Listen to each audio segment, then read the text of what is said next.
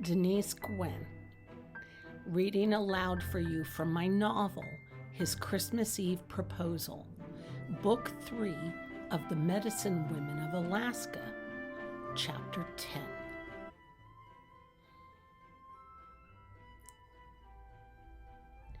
After 20 minutes of hard driving, he finally slowed the truck, turned right, and drove down a gravel driveway framed by a copse of pine trees. The driveway went on for several forevers, and then emerged suddenly from the trees, and there, perched on a hillock, stood a log cabin surrounded by more trees. Naomi's heart danced. Yes, he was taking her to his home.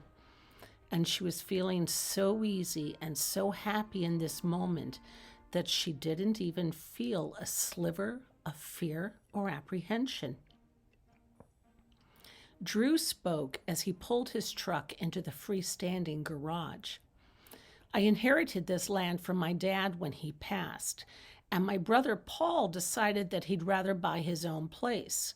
So instead of subdividing the acreage, he sold me his share. And now I own the entire 50 acres.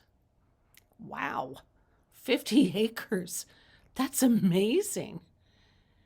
My brother Paul is a doctor, too. I know that, she said, turning to look at him. He drove us up the mountain that night to tend to that man who'd been mauled. Oh, yeah, I guess that's right. Drew scrubbed his hand across his face, and her heart warmed at the sight of his so evident distress. The poor guy was nervous about being alone with her. He's kind of an itinerant doctor, Drew continued. He served in the army where he encountered more than his share of danger. He's a bit shell-shocked, so right now he lives in a tiny cabin high up on a mountain and tends to the tourists who get themselves into trouble as they hike around Mount Denali. That's so interesting. She didn't share with Drew the fact that she already knew all this and more. Paul had introduced himself to her several weeks earlier and invited her to visit his cabin high up on a mountain, and she'd politely declined. They walked out of the garage and across a short path to the house. On their way, she looked to her right and saw a beautiful black mare eating hay in a meadow. Oh my, what a beautiful horse. That's Queenie, my old mare. After I dropped you off, I came home and took care of her. She's a beauty. He stopped and gazed down the hill at her. Yes, she sure is. He turned on his heel and led her to the front door, nodding as he did so.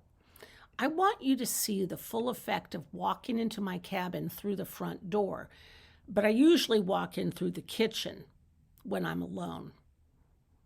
Yes, he was nervous, all right. She inhaled deeply as she followed him inside. Glancing around, she saw rough-hewn wood floors throughout and wood-beam ceilings. The place was gorgeous and rustic and so cozy. She noticed a fireplace in the center of the great room and a cord of wood nearby. He noticed her looking at the fireplace and nodded. Would you like me to start a fire? That would be lovely. She watched as he expertly laid twigs and bits of paper before setting a few small logs on top. He lit the kindling, and soon flames grew and crackled. She crouched down to her haunches and held her hands out to the fire. Very nice. Oh, hey, let's take a look out the back deck. He helped her to her feet, and she followed him. Beyond the paddock were mountains, and down a gently sloping incline, a crystal-clear blue lake. Nestled inside a gazebo stood a hot tub. Oh, wow. Oh, Dr. Rutherford. Drew, call me Drew. Drew, this place is magical. I gotta admit, Drew said with pride in his voice. I do love it here. He stood right next to her. He could hold her hand or wrap his arms around her waist. So tempting, oh, so tempting. Feigning interest in the view, she stepped away for a closer look at what lay in the distance. Did you happen to notice? He asked. Notice what? Off on that mountain top in the distance, did you see where they're building the resort? Oh, for goodness sakes, she said, whirling back around and gazing at the mountain in the distance. I wasn't even paying attention. Yep, he said, rocking back on his heels. That's where Velasquez is building his combination hotel and medical spa. Naomi gazed more intently, and yes, sure enough. Just at the place where the crowds shimmered down low near the horizon, she saw the superstructure of the massive development to come. She turned to look at him and started with surprise. He was gazing at her, his eyes shining. I'll bet you didn't know this, but I built this place myself. You did? Wow, Drew, you're a man of many talents. Good to hear that. He raked his hands through his raven black hair and smiled shyly at her. She had to admit she'd come to love this gesture of his. She'd never tell him this, but during the workday, she caught glimpses of him sitting in his office, dictating notes to his patient charts, and when he appeared to be lost in thought, he did that very same self-gesture. He gazed at her. Change the topic. You're both getting nervous. This place is so gorgeous. It's a wonder the developers didn't offer to buy this land from you when they set up shop in Gnometown. Oh, they did, he said, and turned on his heel to walk back inside. Shall I get you some wine? If you'd taken them up on it, Drew, she said as she followed him inside, you'd have made a fortune and could afford to retire. I don't care about the money. He opened a wine cupboard and pulled out a bottle of red and reached for an opener. I love my work, and I love to take care of people. Too often, people are ruined by money. Naomi thought back to the ridiculous amounts of money that the Velasquez family swam in. True, having lots of money made life easier to live, but she also recalled how controlling Ricardo became once she accepted the engagement ring. And it wasn't the amount of money that he put into her account each month, for it far exceeded her physician's salary, but the expectations that came with it. Are you okay? He'd caught her wool gathering. Yeah, she said, stricken. He found a wine glass, poured some wine into it, handed it to her, and as she did so, their fingers touched. This brought all kinds of emotions and feelings and sensations racing in her heart and mind and body. He cocked his head at you. What's wrong? She asked. I noticed that you have a tendency to stare off into space sometimes.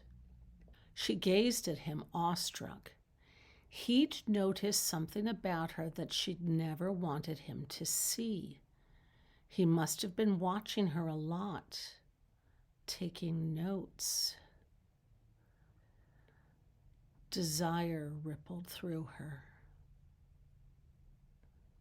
Go on ahead and sit down in front of the fire while I finish getting dinner ready. Her nostrils flared at the sweetly tangy scent of warmth and the heat from the oven. Oh my goodness, she said. What in the world are you feeding me? He grabbed an oven mitt. The minute I got home after dropping you off, I threw a pork roast in the oven. I hope you're not talking literally. Nah. He opened the oven door and pulled out a roasting pan. He lifted the lid, steam rippled up, and her mouth watered. What say we eat our dinner in front of the fire? She suggested. That's a fine idea. He set the roast onto the island and started carving it. Grab some plates, will you? Sure thing. She walked up to the glass-lined cupboard and pulled out 2 plates. Drew gestured to a drawer and she picked out the cutlery they needed.